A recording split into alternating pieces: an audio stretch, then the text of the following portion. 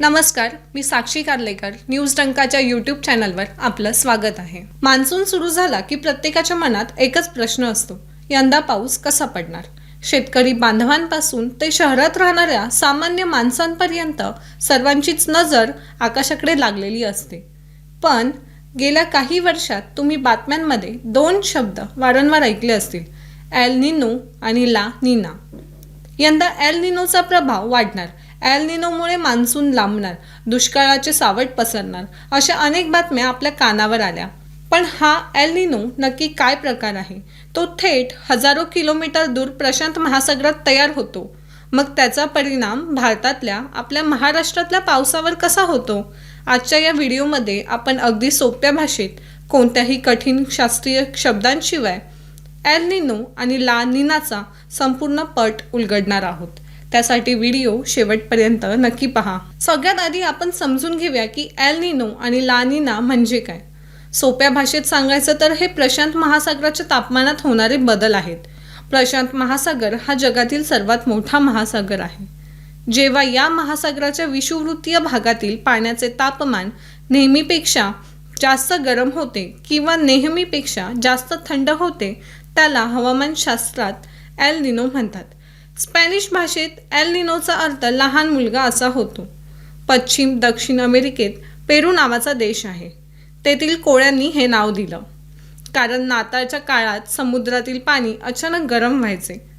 जेव्हा प्रशांत महासागराचे पाणी नेहमीपेक्षा 0.5 अंश सेल्सिअस किंवा त्याहून अधिक गरम होते, तेव्हा मान्सूनचे वारे कमकुवत होतात. यामुळे जगातील अनेक देशांमध्ये, विशेषतः भारत आणि ऑस्ट्रेलियात दुष्काळ किंवा कमी पाऊस पडतो. आता ला निनाविषयी जाणून घेऊया. स्पॅनिश भाषेत ला निनाचा अर्थ लहान मुलगी असा होतो. एल निनोच्या अगदी उलट प्रकार आहे. जेव्हा प्रशांत महासागराचे पाणी नेहमीपेक्षा थंड होते, त्याला ला निना म्हणतात. ला निना भारतासाठी खूप चांगला मानला जातो कारण यामुळे भारतात सरासरीपेक्षा जास्त आणि मुसळधार पाऊस पडतो. आता तुमच्या मनात प्रश्न आला असेल की हजारो मैल दूर पेरू आणि इक्वाडोरच्या किनाऱ्यावर समुद्राचे पाणी गरम झाले तर त्याचा भारतातल्या पावसाशी काय संबंध? तर आपले पृथ्वीचे हवामान हे एका साखळीसारखे जोडलेले आहे.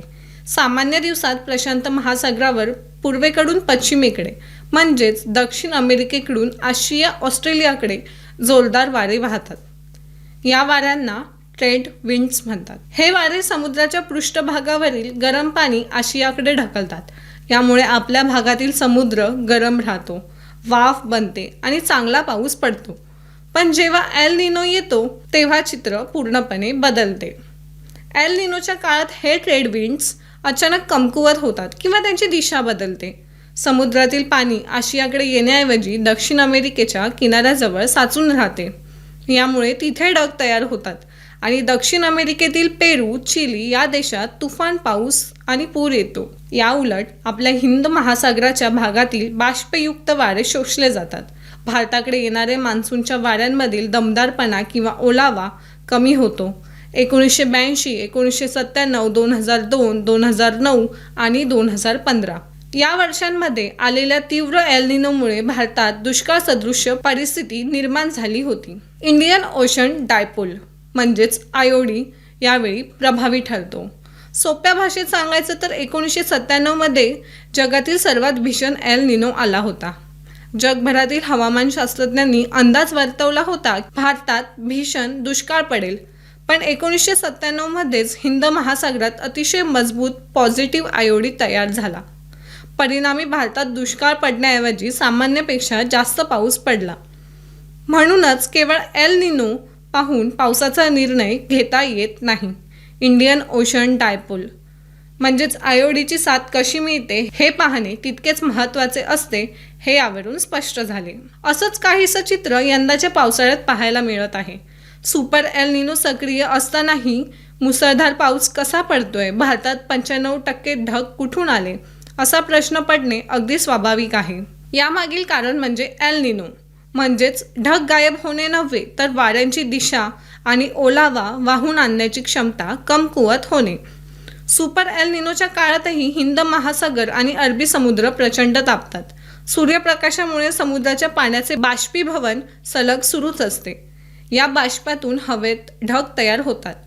त्यामुळे आकाशात 95% किंवा अगदी 100% ढगांचे आच्छादन दिसू शकते. पण ढग असणे म्हणजे पाऊस पडणेच असे नाही. एल निनोचा खरा फटका वाऱ्यांना बसतो. प्रशांत महासागराकडून येणारे शक्तिशाली वारे बाष्पाने भरलेल्या ढगांना एकत्र ढकलतात आणि भारतात एकाच वेळी पावसाळी ढग तयार करतात. पण त्यांना योग्य दाब मिळत नाही. त्यामुळे ढग आकाशात दिसतात खरे, पण ते न बरसताच निघून जातात किंवा अतिशय हलका पाऊस देतात. भारताची भौगोलिक रचना अशी आहे की तो तिन्ही बाजूंनी समुद्राने वेढलेला आहे. जेव्हा समुद्राकडून येणारे बाष्पयुक्त वारे सह्याद्रीच्या पर्वतांना धडकतात तेव्हा ढग वर ढकलले जातात आणि पाऊस पडतो. त्यामुळे एल निनो असूनही किनारपट्टीवर किंवा काही भागात ढग जमा होऊन पाऊस पडतो. जर तुम्हाला ही माहिती आवडली असेल तर ह्या व्हिडिओला लाईक शेअर नक्की करा. अशाच माहितीपूर्ण व्हिडिओंसाठी न्यूज डंकाला आताच सबस्क्राईब करा आणि शेजारील बेल आयकॉन दाबायला विसरू नका.